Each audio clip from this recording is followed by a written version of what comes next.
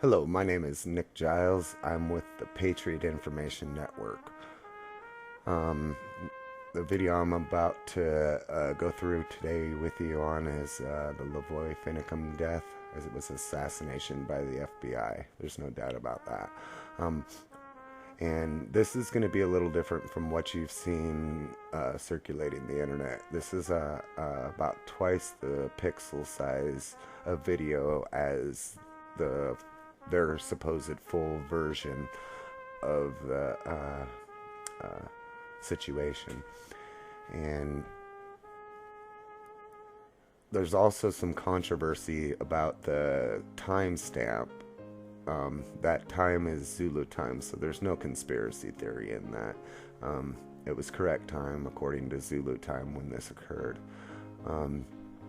And one thing I do want to point out is that the time and date stamp that's up there, I'm going to be suggesting that that is somewhat of a dummied time because of the nature that there is pieces obviously cut out as you go along through this film. And those black coverings on the edge that you see, that's different FBI information, including but not limited to navigation. And I'm supposing that their real clock is up underneath one of those, and then they stamped that in on the final edit that they gave you guys. And as you see as I go along, we will be showing you that there was edits in the film. And after I show you a couple examples of this, I plan on going towards the end of the film where LaVoy was ambushed and killed. And we're going to look at this in a little bit higher definition and magnified at the same time to give us a little better indication of what happened there. Okay, the area that we just passed was where you could see the elevation change in a split second. That was an area of chop in the film, and then re-spliced back together, because there is other parts in the video where you will see it actually zoom in, and it don't break scenes, so to speak.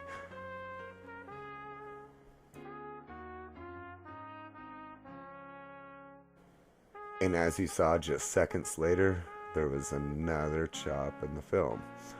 And so, like I said, there's a few more of them. I just wanted to show you a few examples.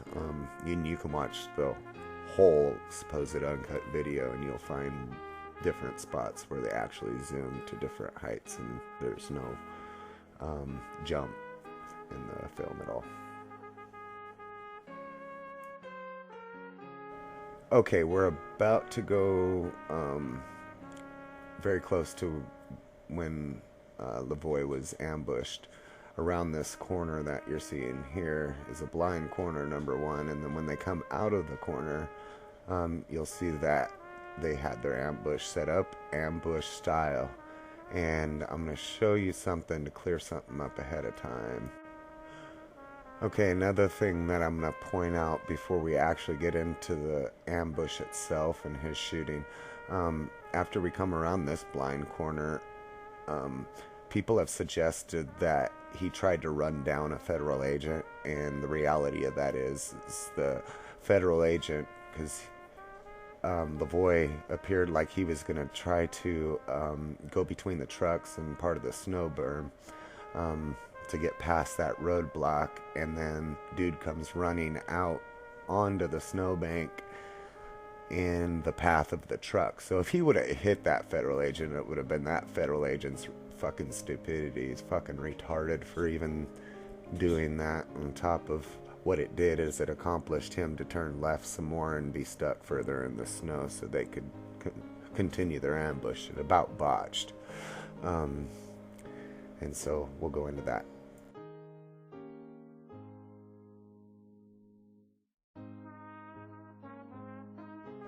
Now, as you see up on the left-hand side of the trucks, there is nobody out there right now. And as soon as I roll this, you're going to see him come running out. way ahead of him even arriving there, or just ahead of him anyway. Now, if you look in the snowbank just behind the black truck that's blocking the road there, you can see the federal agent come running out. He's on the snowbank there already. And so that made LaVoy turn more to the left, because that guy obviously saw what LaVoy was trying to accomplish there. And as you see, he's not hurt.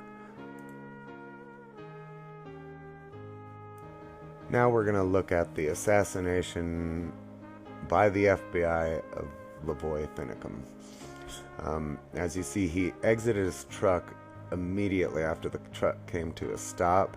He comes out with his hands up, which would be contrary to somebody that's trying to die death by cop. He would have pulled out his gun, which he actually had at the refuge still. His sidearm and his shotgun were all left at the refuge.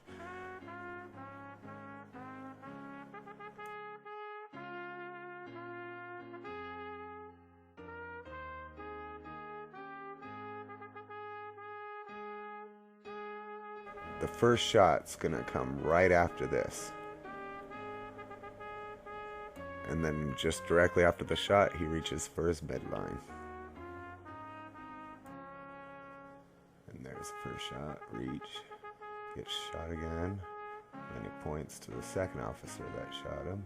And then he starts looking around, turns around, and then there's the third guy that shoots him and puts him down permanently. And then in a few seconds, here you'll see him, LaVoy, lift up his arm as to be waving for help or something. And they don't attend to him for like 10 minutes. This is tyranny, folks. You guys should get mad. I'm pissed off. I'm ready to bear arms. You should be too. And the last thing I'd like to share with patriots and Americans is a quote from Thomas Jefferson on tyranny and rebellion. God forbid we should ever be 20 years without such a rebellion.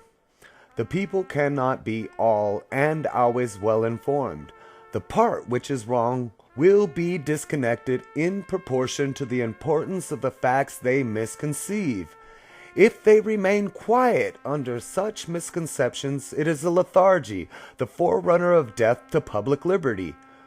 We have had states independent years. There has been one rebellion. That comes to one rebellion in a century and a half for each state.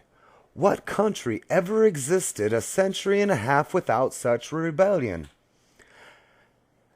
And what country can preserve its liberties if their rulers are not warned from time to time that their people preserve the spirit of resistance? Let them take arms. The remedy is set to them right as to the facts. Pardon and pacify them. What signifies a few lives lost in a century or two? The tree of liberty must be refreshed from time to time with the blood of patriots and tyrants. It's its natural manure. Rest in peace, LaVoy Finicum. You will be avenged. God bless America.